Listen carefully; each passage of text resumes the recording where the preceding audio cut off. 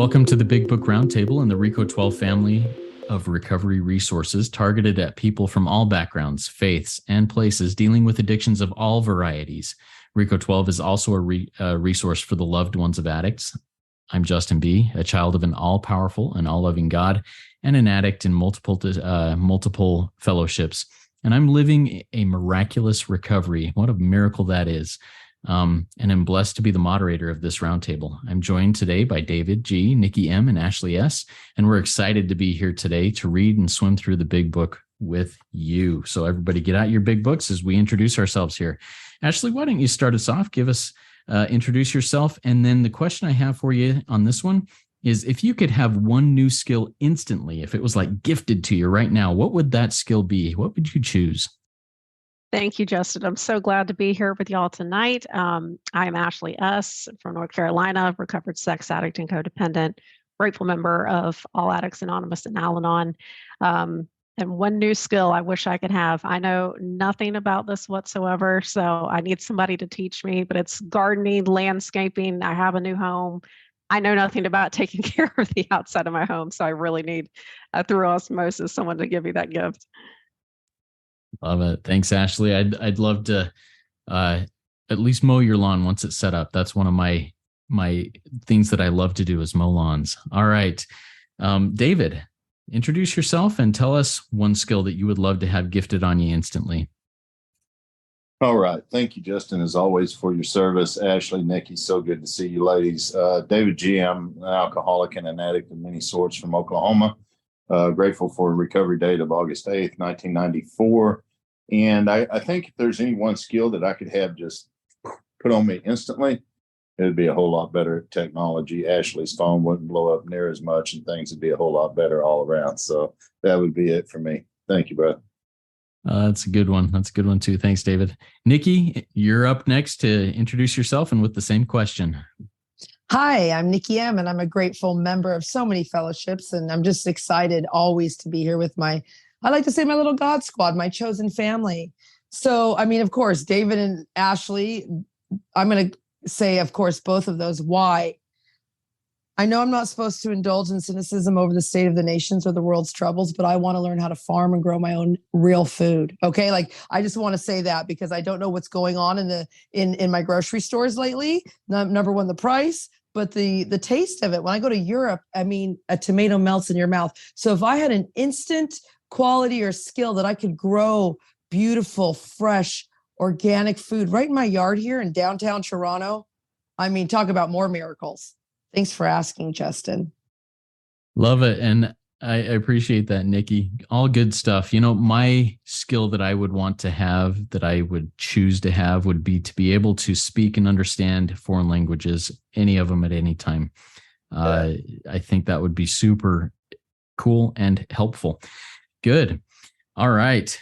Well, happy you're all here. So grateful to do this again. I love gathering around this virtual table with you three and jumping into the big book. Today, we're going to dive into our big books and we're going to continue reading from the foreword to the second edition, starting on page xvii, Roman numeral 17, starting at the paragraph that begins with, "It was now time." And we will be reading through page xvii, Roman numeral 18, ending at the paragraph that ends with, "It had become a national institution." So everybody get your big books out, pen, paper, pencil, highlighter. Let's get into this. All right, here we go. It was now time. The struggling groups thought to place their message and unique experience before the world. This determination bore fruit in the spring of 1939 by the publication of this volume. The membership had then reached about 100 men and women. The fledgling society, which had been nameless, now began to be called Alcoholics Anonymous from the title of its own book. The flying blind period ended, and the AA entered into a new phase of its pioneering time. With the appearance of the new book, a great deal began to happen. Dr. Harry Emerson Fosdick, the noted clergyman, reviewed it with approval. In the fall of 1939, Fulton Arsler, then editor of Liberty, printed a piece in his magazine called Alcoholics and God. This brought a rush of 800 frantic inquiries into the little New York office, which meanwhile had been established. Each inquiry was painstakingly answered. Pamphlets and books were sent out. Businessmen traveling out of existing groups were referred to these prospective newcomers. New groups started up, and it was found, to the astonishment of everyone, that AA's message could be transmitted in the mail as well as by word of mouth. By the end of 1939, it was estimated that 800 alcoholics were on their way to recovery. In the spring of 1940, John D. Rockefeller Jr. gave a dinner for many of his friends, to which he invited AA members to tell their stories. News of this got on the world wires. Inquiries poured in again, and many people went to the bookstores to get the book Alcoholics Anonymous. By March 1941, the membership had shot up to 2,000. Then Jack Alexander wrote a feature article in the Saturday Evening Post and placed such a compelling picture of AA before the general public that alcoholics in need of help really deluged us. By the close of 1941, AA numbered 8,000 members. The mushrooming process was in full swing. AA had become a national institution. So in these paragraphs, we're just really hitting on growth, exposure, getting in the public eye, and really, I mean, they label it the pioneering period of AA. And I can only imagine what that would have looked like. How cool would that have been? So let's jump into each of our experience, strength, and hope based on what we read here. Ashley, why don't we start with you today? Please jump in, tell us a little bit of your takeaways from what we read in those paragraphs and your experience, strength, and hope on that. Thank you, Justin. There's a little bit of history here that I want to touch on, and I know I'm sitting across the virtual table from the king of AA history, so he can help me out here. But I was told that originally, Dr. Bob and Bill wanted to create hospitals, but they didn't have any money. So that's kind of, how things got started the way they were today. And also with John D. Rockefeller, that I was told with that dinner, this was originally the seventh tradition was started because of this, because he wouldn't give money. So just a couple of interesting history tidbits there. But the one thing that really caught my eye was in that first sentence that we read, that it was now time the struggling groups thought to place their message and unique experience before the world. So that's what I should be carrying when I'm working with another alcoholic. The message that's from the book, but also more importantly, my unique experience. And it reminds me of what's on page 89, that because of our own drinking experience, you can be uniquely useful to other alcoholics. So that's really what I want to focus on. I don't want to take away from the book. I don't want to add to it. I just want to share what's my experience been and how I've worked the steps through the book. And the other thing that jumps out to me is on the next page where it says, it talks about how in 1939, there's 800 alcoholics that are on their way to recovery. But by March 1941, the membership had shot up to 2,000. And I think, as we discussed in one of the previous episodes, when we're looking at the growth of the fellowship, there's really two powers here that's enabling such growth. One is the power of God. And again, the other power is one addict taking the time to carry the message to another. So those are the things that jump out to me in this reading. Thank you. Thanks, Ashley. I appreciate those insights. David, tell us a little bit of your thoughts on either the history of this or some of the things that really affect you as you read through this. Absolutely. Thank you so much, Ashley, for your share. At the bottom of the page, and I'm not real good with my Roman numerals, but I think that's Roman numeral 17, where you started there at the very bottom. These are key words right here. We're never going to take away from God ever. But with the appearance of the new book, a great deal began to happen. Now, the fellowship had been here for a little while by this time. But it was the appearance of the new book that made all these happenings. Now, once this hit media, as it was in those days, look at the man God put there, Fulton Ars, however you say his name there, where he printed the piece, Alcoholics and God. That brought a rush of 800 in. Books were sent out, businessmen traveling. But as you move on down, you really start seeing how the hand of God moves through the book.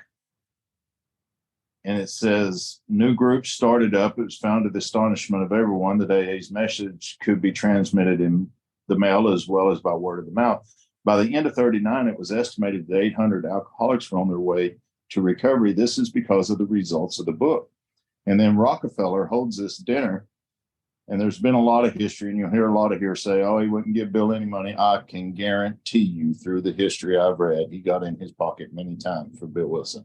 Many times he supported Alcoholics Anonymous. And as a result of that, by the end of 41, I mean, we're talking by the end of the year, the membership has shot up to 2,000 because of the appearance of the book. Well, Jack Alexander comes in on it. And if you read the history of Jack Alexander, he didn't really want anything to do. He came really to prove Alcoholics Anonymous wrong. This isn't going to work, and here's why. Well, everything that he kept uncovering showed that it did work. So he ended up, writing a feature article in the Saturday Evening Post, and it placed such a compelling story of AA before the general public that alcoholics in need of help, that should be a question mark. Am I that one of those guys that's talking about here? But by the close of 41, it went from 2,000 to 8,000. That's 6,000 new members. And the mushrooming process is in full swing. And that's all because of the results of the book Alcoholics Anonymous, which on the prior page we read with the appearance of the new book, a great deal began to happen. So God didn't only use the men and women of that day, where he really grabbed the world was with this book. Man, since that time, I don't know how many people I've known in 29 years that have recovered from a hopeless state of mind and body, prison. I mean, I've had people on death row that I've taken through. I mean, it's just been unbelievable to watch people recover here. So good stuff, Justin. Thank you so much for reading for us today. Yeah, and thanks for sharing some of that history there, David and Ashley. Thanks for that. I find it fascinating to hear some of the history behind the story. It's good stuff. Nikki, tell us a little bit about your experience, strength, and hope in what we read here today. Well, since my two friends just gave such great history, I'm going to just go into my experience, strength, and hope, which is this all happened for me. Justin, because you recorded me in a podcast, when we first met during COVID a few years ago, called God Will Show You How to Create the Fellowship You Crave. So this all happened for me with the appearance of a new book. Well, hey, you guys, we've got a new podcast. A great deal. I want to just warning, a great deal is going to happen for the four of us because we're here. So this is all true. These are all facts. That's number one for me. This happened called An Addict and God. All things are possible. And I had a formula, thank God I had a book. And as you know, I work in a condensed version of the Big Book, a workbook, and I just rinse and repeat it. It's all Big Book. It's just a condensed version for lazy people like me. And this is what happened to me. My membership, I'll never forget. So you want some experience, strength, and hope. I was coming home and I had just started a Wednesday night Big Book SLAA meeting because my home group wouldn't let me use the Big Book. So I'm like, okay, resentment, let me start my own meeting. And we had been going, and I had this vacation in Europe with my boyfriend, and I came home, and of course it's just the beginning of this meeting. It's a winter night. No one's there to chair. This is hard work and labor. And I had to go from the airport, Justin, with my suitcase, Ashley, and sit in that meeting with 6 people on a snowy winter night. And it was worth it because almost how many years later, we've got 4,000 people in our little online group. And now I have a whole new venture with Noodle It Out with Nikki and all this. So these promises, mushrooming process, line out, vision for you. AA members tell their stories. That's what I do. I'm armed with the facts about myself in this book. And these things this is a magic book. If you don't believe it, well, my little thing, why are you here? If you don't believe what's happening, you don't believe these miracles can happen for you, I'm telling you, this happened not in, 1941. This happened in 2023 for Nikki M. Thank you, guys. I love the relating of these ancient men from the 1930s and 40s stuff into today. I love how it can apply to me today. It's a beautiful thing. Good. Thank you each for sharing your experience, strength, and hope on that. I've taken a couple of questions down, for one for each of you as you've shared that came to me as you were making those shares. So let's start with Ashley. Ashley, you talked about my message, my unique experience, the first person, reading this book in the first person, maybe sharing in the first person, and sharing your experience, strength, and hope with others, the newcomers, in the first person. Why is that so powerful to say, this happened to me, rather than, oh, this happened to these guys back then, or this happened to my sponsor and his people that he knows? Why is the first person so important? Thank you, Justin. That's a great question. It's so important because if I can't identify with myself in these pages, then, what's the point of me reading this? I need to be able to see that, Bill, all the others that they give, Jim, the jaywalker. If I can't see myself in those examples and apply it to myself, then it doesn't really make a big difference for me. But if I can hear, the experience from my sponsor, from others in the fellowships, how they took the principles that are in this book, applied it to their lives, then I can absolutely do the same and help others through that. Thank you, Ashley. Yeah, that makes it so much powerful to me too. When I hear people, if they're preaching at me, my ears turn off. If they're sharing their experience, I can tune in a lot better. Thank you for sharing that. David, you talked a little bit about Jack Alexander and what was seemingly his motivation of initially doing that piece in the Sunday Evening Post, and how he, his mind, his heart changed as he got to know things. And that took me to a phrase from the doctor's opinion, that though perhaps he came to scoff, he may remain to pray. Tell me a little bit about why, or maybe your experience in your own life doing that, or seeing others come into the rooms, skeptical, and then having their hearts changed. Have you had those types of experiences? Yes, sir. And probably too many to count. We're self-centered people. And when we come here, it's all about us. And if, I don't get instant gratification pretty quick the way I did when I drank whiskey, or whenever I fell into the temptations of lust or whatever, then, it just really doesn't work for me. So I kind of scoff. I can remember the first time that a man told me, we're going to read this book, and when it says pause, we're going to pause. And when it says pray, we're going to pray. And when it says write, we're going to write. And I just kind of scoffed at that. And I tell you, the first time that we went through the process and we got to the third step, and he said, the part where it says that we take the spiritual step with an understanding person, he said, do you see an S on the end of person? And I said, well, no. And he said, well, we're not going to invite any other people. It's just going to be you and I. And I can tell you what, it made a believer of me that day whenever it came to prayer. I was hesitant to do it. In fact, I didn't do it. I come back a week later, so mentally beat up. I was more than willing to do it. So, I scoffed at this program for a long time, or I should say the fellowship. I came in, I would watch people's behavior around the fellowship, and I thought that's what the program was. It wasn't until I met a man who knew the Big Book of Alcoholics Anonymous that he sat down and in less than an hour convinced me that there was a difference between the fellowship and the program. The program was outlined in the book. And once I did the work, it's outlined there. I went from a scoffer to a prayer. And so I've had many people do that, for example, over the years. I don't really care so much about that as long as they do the work. The only thing that will ever cause me to disengage from that relationship with them if they stop doing what's asked to be done here in the Big Book. About scoff all you want, but when it's time to pray, get ready. We're going to pray. So thank you. Love it. Thank you, David. That was powerful. I appreciate that. Nikki, the question that came to mind as you shared was one that you and I have talked about before, and you mentioned, creating the fellowship you crave.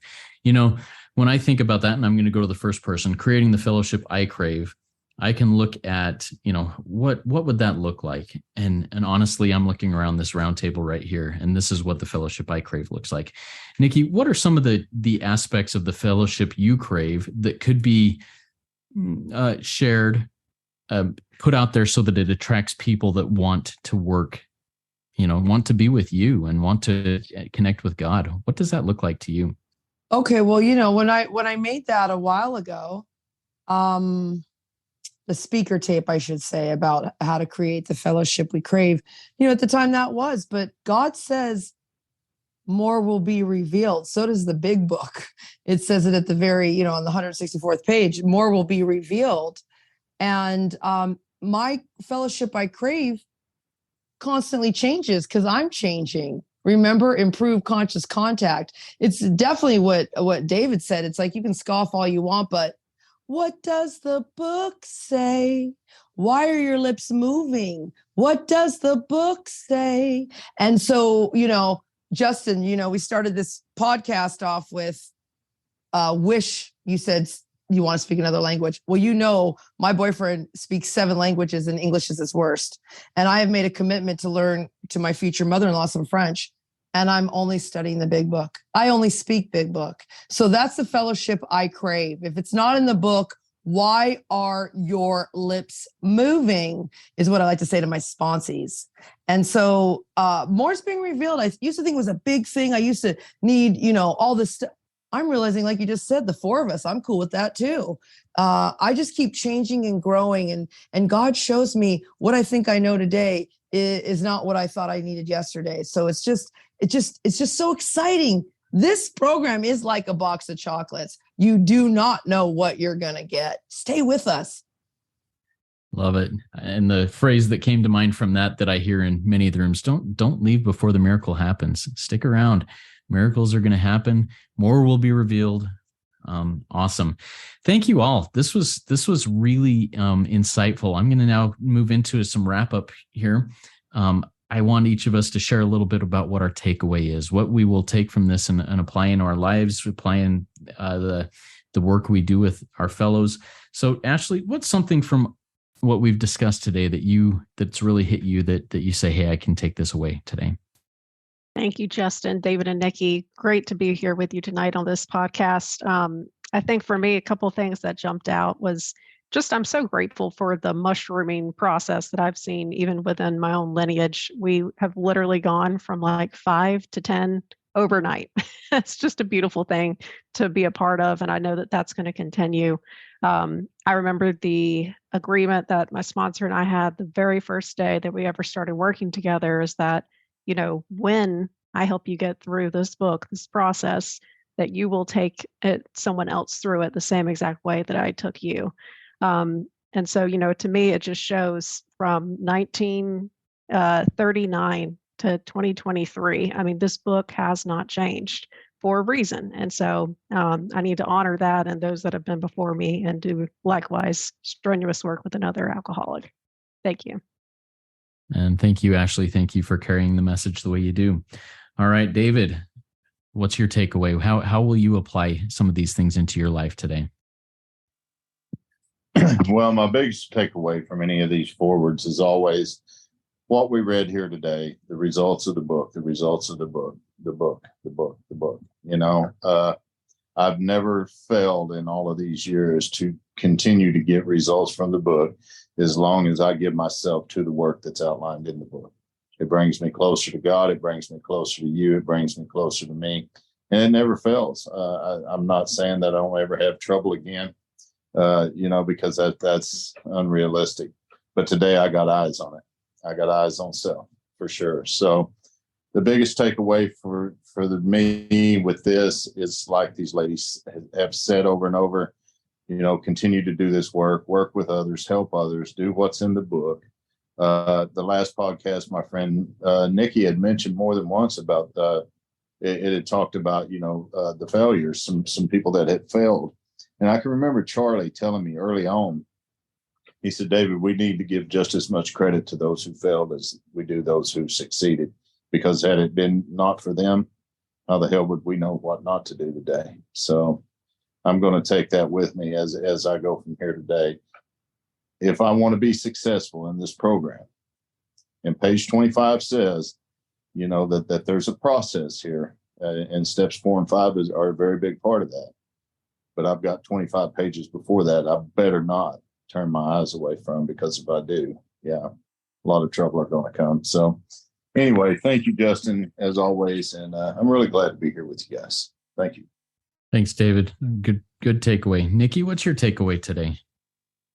I'm just in gratitude. I'm realizing, I'm a woman who knew everything, and I'm here to say I know nothing. That's a miracle. Because don't you know who I am? And so I'm realizing there is so much for me to learn. But as I'm reflecting, it's like there's so much ahead for us. I am like on fire and excited because I know the projects we have going here. I know what we've just started. Like we launched this podcast, the Noodle podcast. We've got other things happening. I know Ashley and David have their tradition workshops. I mean, all these things that they do, all these projects going. So I'm just like, we better buckle in. I mean, where's my invisible seatbelt? Boom, boom. I'm locking it up because I'm on a roller coaster ride, and not of pain and suffering, of excitement, freedom, joy, love. Like I love you guys. So I don't know. I'm just here all happy. Happy land. Thank you. Awesome. As we buckle in, put our hands in the air. It's more fun that way, guys. Good stuff. I love the adventure. My takeaway from this is it was mentioned earlier that, in addiction, instant gratification happens. Boom. In recovery, it's not the snap of the finger. It's a slow burn, but it's a lasting burn. It's a burn that's real and not just a flash in the pan. And that's my takeaway is patience. And with me, patience has always meant I'm going to sit back and relax. That's not what patience is for me anymore. Patience is I'm going to keep moving forward, not expecting the result to happen right now, not expecting what I want to happen right now, and trusting in the process. And that's my takeaway today. Thank you all for being here. Really appreciate it. And thanks all who are listening and who have joined us in this. To learn more about RICO 12 and what we're doing and how you can support these projects, go to RICO12.com. To learn more about the traditions workshop that was mentioned there or the other podcast that Nikki mentioned, please check the links in the show notes of this podcast. And then get into the work and experience the miracles of recovery that are happening in these fellowships, in the fellowships we crave. Join us in this fellowship we crave. Come trudge this happy and amazing and adventurous road of happy destiny with us. Work it. You are worth it.